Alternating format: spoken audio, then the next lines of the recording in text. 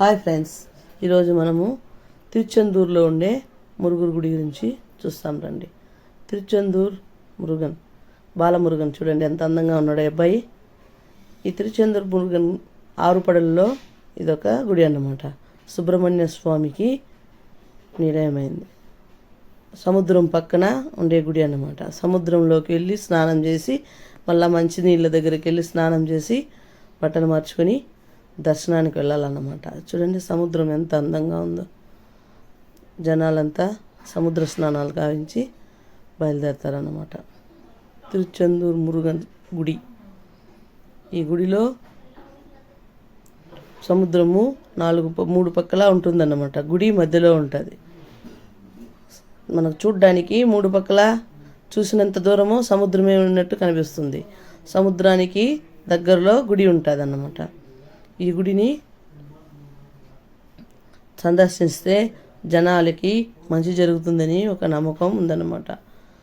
6 రోజులు ఇక్కడ పూజలు జరిగేటప్పుడు సూర సంహారము ఇక్కడ జరుగుతుందన్నమాట. షష్ఠిటప్పుడు దీపావళి దగ్గరగా షష్ఠి జరుగుతుంది. అప్పుడు ఇక్కడ సూర సంహారం జరుగుతుందన్నమాట.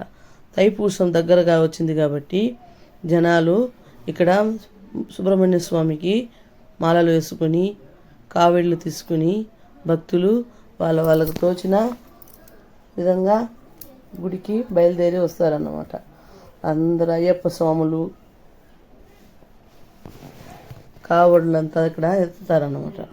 ఈ కావడిని చూసి జనాలు భక్తితో మొక్కుతారు. గోపురం ఫుల్గా సముద్రం కనబడుతుంది చూడండి. సముద్ర స్నానాలు చేసిన తర్వాత మామూలుగా స్నానం చేసి గుడికి వెళ్తారనమాట. ఆ ఆనందాన్ని మరవలేము.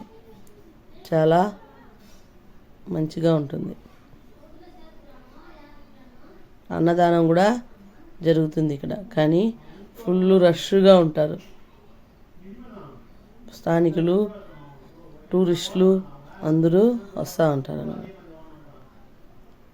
తిరుచెందూర్ మురుగన్